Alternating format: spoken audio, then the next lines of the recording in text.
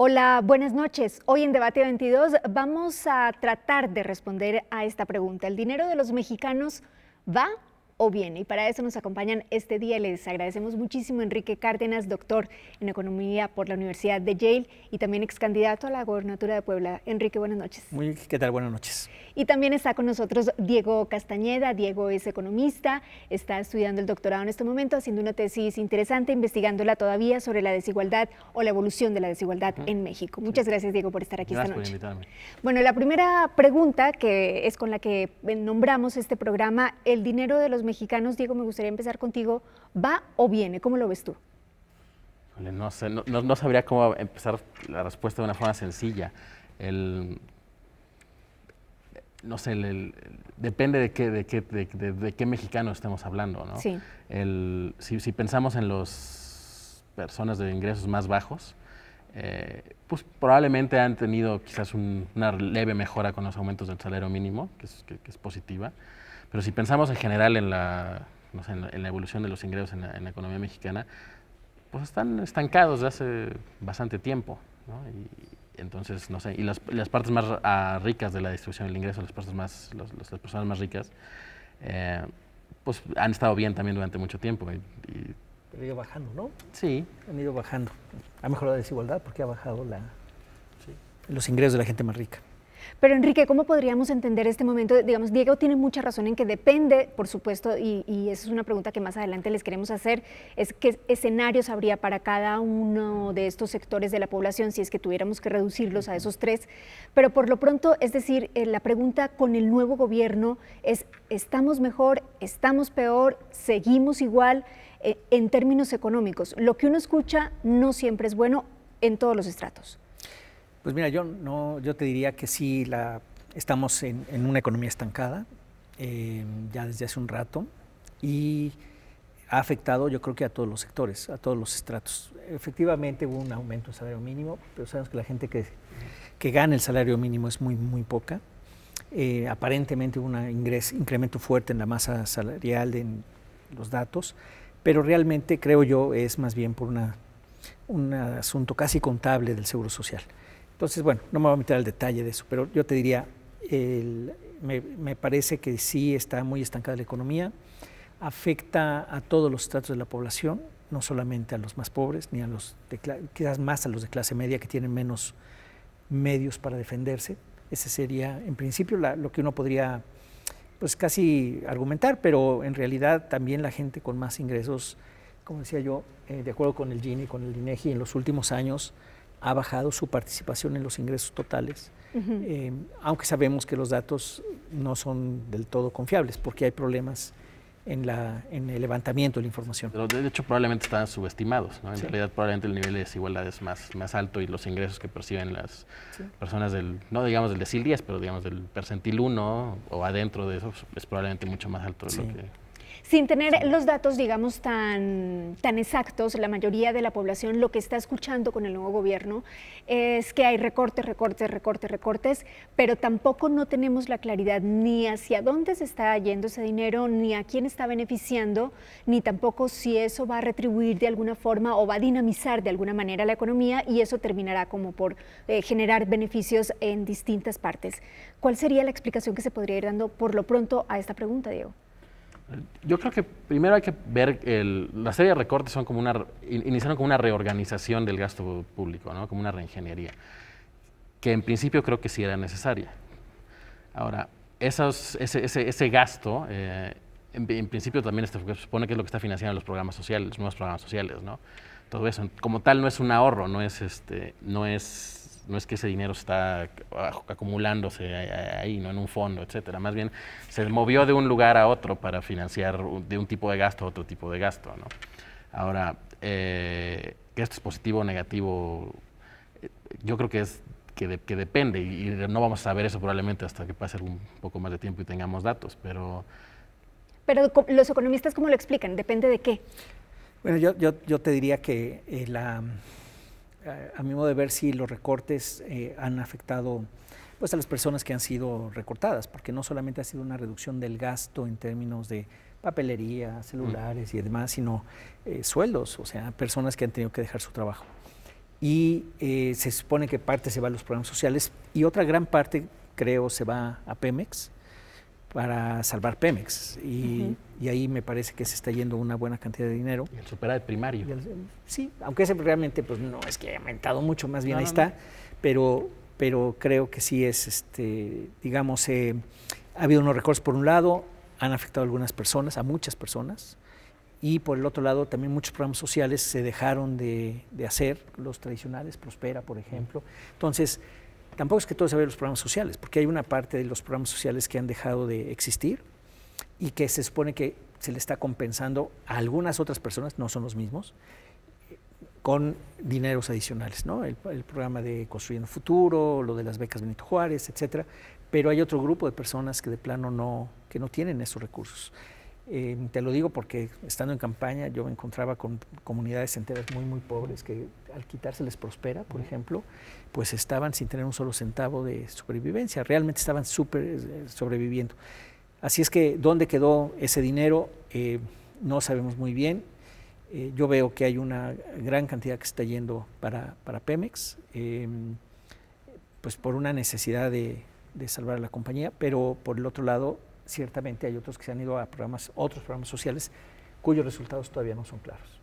Y Diego, por ejemplo, cuando tú dices si es positivo o es negativo, lo vamos a ver más adelante con algunos datos, pero podrías explicarnos, digamos, a la gente que no tenemos ni los datos, ni la especialización en economía, ni entendemos muy bien el asunto de las finanzas, más que lo que corresponde realmente a un escenario muy cercano de la vida diaria y de la vida cotidiana. ¿Cómo los economistas ven si esto es positivo o negativo? Es decir, si saben si finalmente en el presupuesto se reasignó ese dinero, que no sabemos si se puede hacer o no, si eso provocó ganancias en una parte, es decir, ¿cómo lo ven ustedes? ¿Cómo lo miden? Bueno, la última parte de la pregunta, una parte es enteramente contable, digamos, ¿no? Ves las reasignaciones tal cual en las partidas presupuestarias, ves qué ganó, qué perdió. Ahí pues sí se nota cuáles son las prioridades del gobierno, ¿no? Se han ido notando ciertos programas sociales, han sido los que han recibido más dinero, también han sido Pemex, CFE, no estoy seguro si también ha recibido un poco más, pero digo, eso lo ves en el presupuesto tal cual, con las partidas, cómo se van moviendo. Pero del otro lado, creo que es el más importante, más allá de cómo se ve en el presupuesto, digamos, más la parte financiera dentro del gobierno, es qué resultados dan, ¿no? Y esa parte pues no la vamos a conocer hasta que veamos cómo evolucionan, por ejemplo, los números de pobreza, ¿no? Etcétera, ¿no? Y eso pues, no lo vamos a conocer hasta 2020, o 2021 más bien, cuando tengamos los datos de 2020, ¿no? Entonces, creo que eso es debatible, ¿no? En principio yo no creería que los programas sociales nuevos son malos. Probablemente hay temas de diseño y probablemente eso limite a su capacidad de tener éxito o no. Pero en principio creo que también no necesariamente son malos y no necesariamente van a fracasar. Creo que ahí va a depender de muchos otros factores.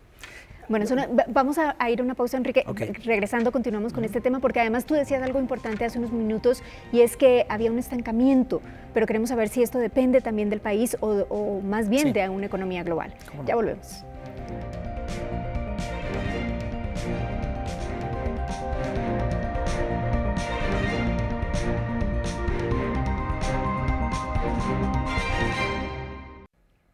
¿Cómo va la economía con el nuevo gobierno, no solamente federal, sino también las nuevas estrategias que se están tomando a nivel estatal? Enrique, es que no terminamos de entender si vemos por dónde, si las cosas tienen un futuro o no. Sí, mira, yo no soy optimista sobre lo que está sucediendo. Veo que, por un lado, dinero escaso que tiene que ver con los impuestos. El dinero que viene de la recaudación impositiva siempre es escaso y por eso el gobierno tiene que recurrir a deuda o tiene que recurrir a auxiliarse con el sector privado en diferentes cosas. Sí, me parece que si bien se necesitaba algún tipo de reingeniería, fue un poco de cortar como con machete, ¿no? Entonces tuvimos problemas serios y tenemos problemas serios, yo creo, todavía sobre abasto de medicinas, sobre cuestiones de las famosas vacunas, donde se tienen que cargar con un año de anticipación. Es decir, sí hay problemas yo creo, de tipo de gasto por falta experiencia, mucha gente nueva que llega al gobierno, no les... La ejecución. La ejecución misma, y eso ha generado ciertos problemas. Y por el otro lado, ya a nivel macro, de que si vamos a tener una luz más adelante, yo lo veo complejo porque sí me parece que muchas de las medidas que se han estado tomando no van a ayudar a que haya mayor, ¿qué te diría yo?, confianza hacia el futuro, de quienes pueden gastar más y de quienes pueden, o hasta menos, y de quienes estarían en capacidades de invertir, por ejemplo, y por lo tanto generar nuevos empleos. Ahí es en donde yo veo el problema mayor. Es decir, que sí hay una situación global, mundial, que está contribuyendo a que la economía no sea tan dinámica ni mejore tanto como hubiéramos esperado. No, hay de las dos, yo creo. Hay un fenómeno local, nacional, que no ayuda. Por ejemplo, estas leyes de extinción de dominio que aumentaron el número de delitos por los cuales te pueden quitar tus bienes incluso antes de ser declarado culpable, pues aumentó de 5 a 245 delitos. Entonces, o lo que sucedió apenas hace unos días, en donde si bien es muy loable ir contra las empresas factureras, empresas fantasmas, etcétera, el hecho, la forma como está planteado, deja en mucha vulnerabilidad a los contribuyentes. Y eso tampoco ayuda, porque entonces la gente va a decir, bueno, si puedo zafarme yo del SAT, me voy a zafar. Y tampoco estoy tan seguro dónde quiero yo invertir, ¿no? Y no solamente los grandes empresarios, estoy hablando de personas como tú, como yo, que si tienen que decidir comprar o no comprar un coche, si no saben si lo van a correr o no de la empresa, si no sabes si tu sueldo va a estar ahí dentro de unos meses, pues la verdad lo piensas 2 veces antes de comprar un coche. Es que esas son las cuestiones que nosotros vemos y que ya se perciben en este momento y que probablemente el próximo año va a ser peor. Por ejemplo, de estas decisiones que está hablando Enrique, Diego, la decisión del presidente de cancelar la construcción del aeropuerto en Texcoco, ¿sí es una decisión que inhibió a los inversionistas y que sí perjudicó las finanzas del país, o esto simplemente es una mala percepción? Yo creo que, o sea, en alguna medida tuvo efecto, sí, yo pienso que sí. Que sean tan importantes, a eso sí yo no estoy de acuerdo. Yo creería que más bien, no sé, creo que lo que más desincentiva hoy en día la inversión en México no son los factores internos. Sí hay factores internos que contribuyen en alguna medida, pero yo creo que sí es un tema más de la economía global y en particular de la regulación del Tratado de Libre Comercio, ¿no? Yo, en experiencia que he tenido platicando con algunos empresarios, por ejemplo, de empresas internacionales, lo que muchas veces comentan, por ejemplo, un CEO de una armadora de coches, lo que decía es, pues yo quiero expandir mi producción al doble en México, pero no lo voy a hacer hasta que el tratado no esté en firme, ¿no? Y yo creo que ese tipo de cuestiones, incluidas, por ejemplo, la guerra comercial que tiene Estados Unidos con China, en realidad la volatilidad que hay en la economía global, yo creo que eso es lo que hace que haya más incertidumbre a la hora de invertir, y no es una cosa que le pase a México en ese caso, ¿no? Cuando tú ves, por ejemplo, hace una semana salió el reporte del monitor del Fondo Monetario Internacional sobre la economía del mundo, ¿no?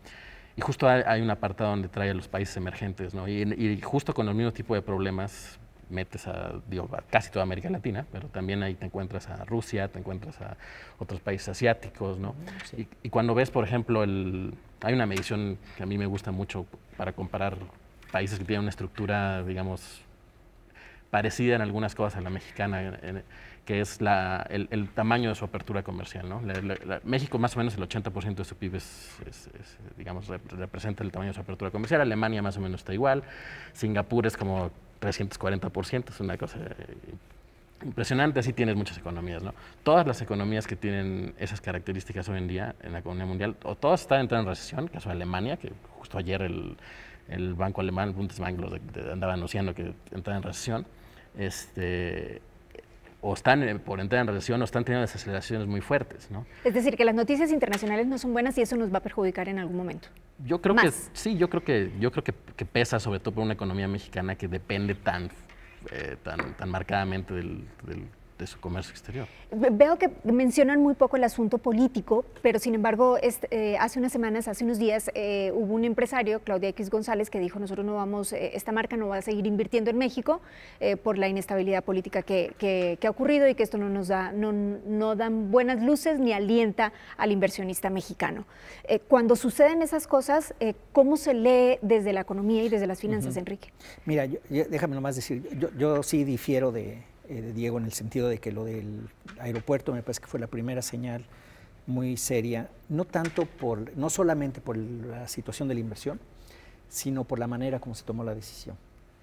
Y eso sí inhibe, porque no sabes cuáles son las reglas del juego. Yo estoy de acuerdo, a mucha gente pegada con el sector externo lo que le interesa es el TEMEC, totalmente de acuerdo contigo, y sí, la parte internacional está golpeando. Pero me parece que podríamos estar haciendo cosas en el país, pues, que aliviaran un poco la crisis externa, que ya la hemos sufrido. Digo, en el 2008, 2009 tuvimos una crisis internacional bestial, y acá se logró más o menos paliar. Entonces, sí me parece que son cosas internas, pero también estoy de acuerdo, hay cosas externas que no ayudan. Llevamos ya muchos años de cierto nivel de expansión. El Brexit mismo está generando problemas en Europa. Vamos a ver qué pasa con Trump, ¿no? En un año y poco. Ha habido como una, no se acaba de recuperar bien la economía mundial después del 2008-2009. Entonces, sí contribuye, pero el hecho de que contribuya, yo creo que no le podemos echar toda la culpa a eso. Sí hay un problema de empresas, yo creo que, bueno, hasta ahorita han dicho, no, sí vamos a invertir, pero la verdad es que no están invirtiendo. No creo yo que vayan a invertir.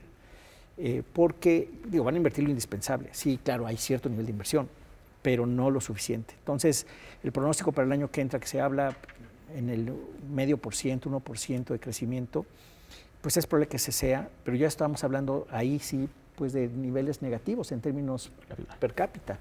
O sea, y además es el promedio. Si tú ves el norte del país y el centro-sur, ves que son dos dinámicas totalmente distintas. En el norte, centro-norte, ha habido un crecimiento durante los últimos 15 años que va entre el 4 y el 5,5% anual. En el centro, Ciudad de México, Puebla, etcétera, pues es más o menos el promedio, un 2%. Pero en el sur, para que este sea el 2%, ya hay el 5 o 4,5%, acá tiene que ser negativo. Y entonces lo que estamos viendo es que si hay crecimiento cero a nivel nacional, el norte está creciendo al 3, al 2,5 seguramente, y el sur está creciendo al -2.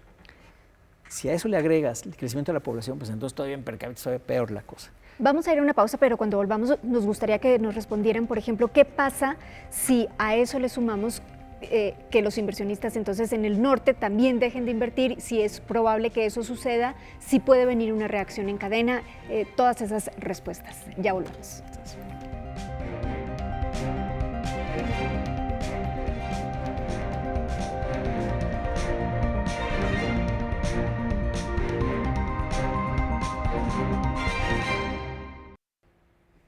El dinero de los mexicanos va o viene, es el tema de esta noche en Debate 22. Y bueno, yo les preguntaba antes del corte comercial si podría venir entonces una reacción en cadena, porque no necesariamente a los inversionistas y a la gente que tiene la posibilidad de dinamizar la economía les interesa lo que está sufriendo la gente más necesitada en el sur del país, o la gente que corresponde a esta tasa de la desigualdad, que es la menos atendida.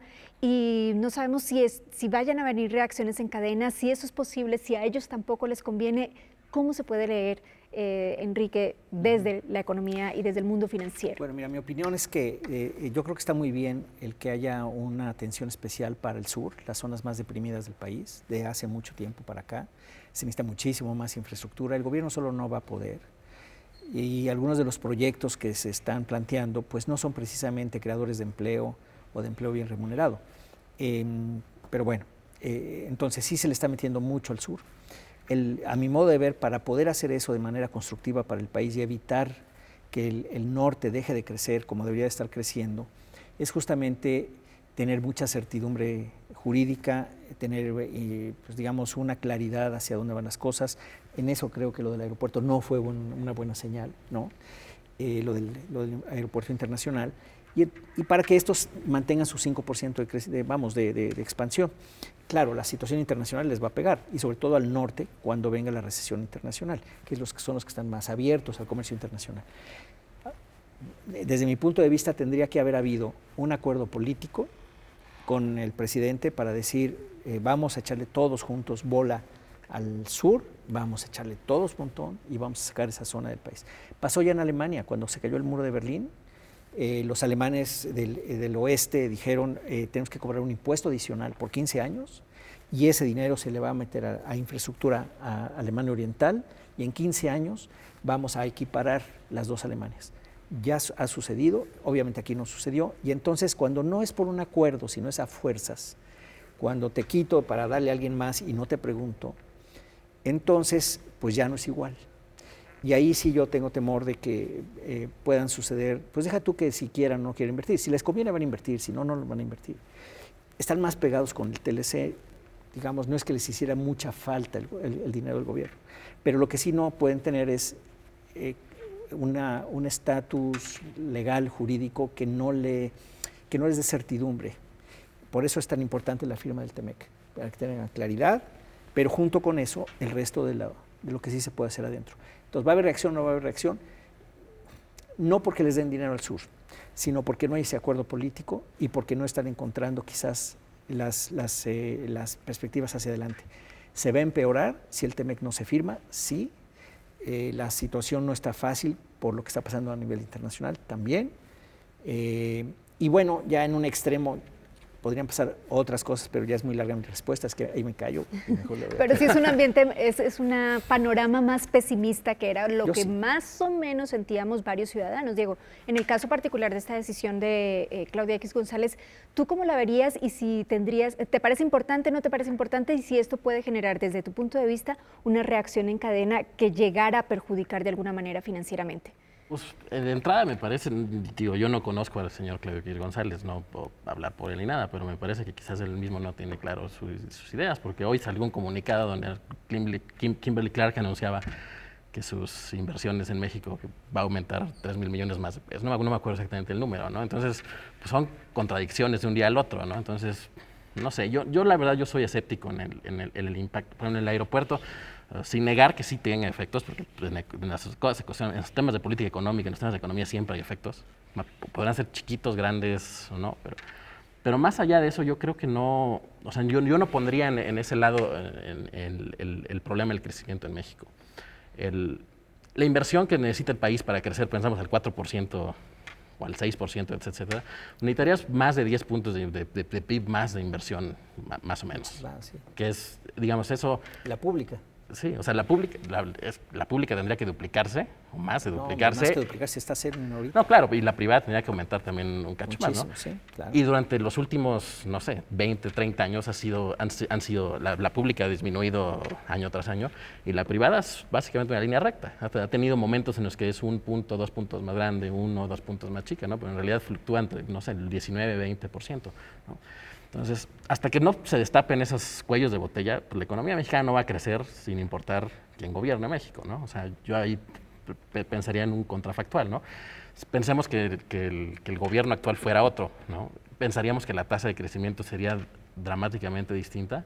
Yo creo que no. O sea, yo creo que en el margen sí podría haber diferencias, pero... Pero la pregunta, digamos, o la respuesta que esperamos escuchar los ciudadanos es, si fuera otro el gobierno, ¿habría mayor confianza en la economía y en las finanzas y eso ayudaría al panorama nacional o no? ¿O es que estamos pensando más políticamente las cosas? Diego. Yo creo que yo creo que en el panorama económico no sería muy distinto, porque hay... creo que sí, el entorno internacional sí impacta a México mucho. O sea, estamos viendo, según el Fondo Monetario Internacional, por ejemplo, los países emergentes, México, Brasil, etcétera, están teniendo su peor desaceleración desde 2009-2008, ¿no? Todos los países emergentes. ¿No? Es algo que está afectando en general al mundo, ¿no? Y sí creo que hay temas de incertidumbre en México, pero no son, yo no me atrevería a afirmar que tengan el impacto así preciso, o sea, no, No sé. O sea, yo creo que son muchos factores que están alrededor. Bueno, es más optimista. Sí, es más optimista. No, mira, yo creo que ojalá el gobierno este gobierno con tanta legitimidad política con que empezó, hubiera tomado las decisiones, yo diría, de certidumbre, de vamos a invertir, vamos a ponernos de acuerdo, vamos a meterle al sur, vamos a hacer juntos las cosas, pero una forma de convencimiento y de persuasión, no de... no con amenazas, no con otras cosas, ¿no? Entonces, sí me parece que eso no ha ayudado. El gobierno pudo haber sido u otro, se iba a enfrentar con una cuestión internacional de cualquier forma, como ha pasado ya en muchas ocasiones en nuestra historia económica, pero pues depende cómo sales adelante, cómo enfrentas esa situación, ¿no? Entonces, sí me parece que las políticas que se han seguido internas no han ayudado mucho. Repito, el Estado de Derecho sí cuenta, así como hay inversiones, sabemos en Celaya que cerraron una planta de Ford por el problema de la inseguridad, lo que pasó recientemente en Culiacán, y toda esa semana que fue gravísimo, pues no ayuda realmente si te preguntas, voy a invertirle aquí pues ya no sabemos, ¿no? Entonces, sí es un problema, Yuli, yo creo, en la parte institucional, la parte Estado de Derecho, que se ve que hay mucha selectividad en la impartición de justicia. Sí veo que el acecho a la Suprema Corte, como yo lo veo, igual diferimos, pero yo sí veo un acecho a la Suprema Corte, no ayuda porque ya se empieza a resquebrajar el equilibrio de poderes, ¿no? Y eso es Con fuerte. todo lo que nos estás explicando, es un poco, no es que se politice el tema económico, sino que todo afecta a las finanzas, más bien, ¿no? Todo. Pues sí. Y bueno, para terminar, porque ya nos quedan escasos 2 minutos, nos gustaría que nos dijeran, Diego, elementos que la gente, clase media, baja, alta, pueda ver el siguiente año para saber si está muy mal su propia economía o va mejorando. ¿Cuáles son esos elementos que tendrá que fijarse? Bueno, yo creo que en principio, pensando en clases medias, clases bajas, su ingreso, ¿no? Si su ingreso mejora o no mejora, y la estabilidad de precios, que hasta ahora pues, todo me parece indicar que va convergiendo hacia el objetivo Banco de México. Entonces, por ese lado, para los ingresos más altos, para los ricos, digamos, las clases altas, pues no sé, es que yo sí creo que les ha ido muy bien en general en los últimos años, entonces no pensaría que algún cambio que pueda ocurrir los va a hacer que les vaya mucho peor o que les vaya mucho mejor, ¿no? En realidad han sido los ganadores de la economía política mexicana, entonces, no sé, ahí... Pues yo coincido en que sí, el nivel de salarios, el nivel de ingresos de la gente es lo que va a determinar sobre todo su prosperidad y que tengan empleo, que tengan trabajo. Eso es fundamental para todos y también incluso para la clase media, porque como te decía, a lo mejor su decisión es compro o no compro un coche, o me aguanto con uno que ya tiene 8 años, pero sí estamos viendo que sí hay una reducción. Insisto, sí ha habido, en términos porcentuales, ha habido una reducción del nivel más alto. La gente muy rica de cualquier manera está muy protegida por todos lados, no le va a pasar nada, ¿de acuerdo? Pero clases medias sí están viéndoselas complejas, porque no saben si van a tener empleo, el gasto público pues está muy caído por una cuestión del superávit, ¿no? Que quieren tener, se está comiendo al presupuesto otras cosas, como por ejemplo pensiones, como por ejemplo el pago de la deuda, pero no así el gasto en inversión, por ejemplo, que debería estar creciendo. Hace falta una reforma fiscal, claro. ¿Y a quién le vas a cobrar? ¿Vas a volver a cazar al zoológico? ¿Dónde? ¿No? No, yo creo que hay mucho donde cobrar. Ya no tanto. Bueno, yo creo que ya mucho menos. Bueno, pues tenemos esos 2 panoramas, en general un poquito más pesimista, que coincide, insisto, con la percepción general de los ciudadanos que estamos en la calle, pero habrá que ver también si empiezan a funcionar las estrategias que se están implementando, y estaremos pendientes de si estas cosas empiezan a sucedernos, si conservamos empleos, si nos va mejor, si ganamos más, si nos alcanza más para comprar más alimento y otras cosas. Muchísimas gracias a los dos. Enrique Cárdenas, muchas gracias. Diego Castañeda, gracias por acompañarnos. Buenas noches. Muchas gracias.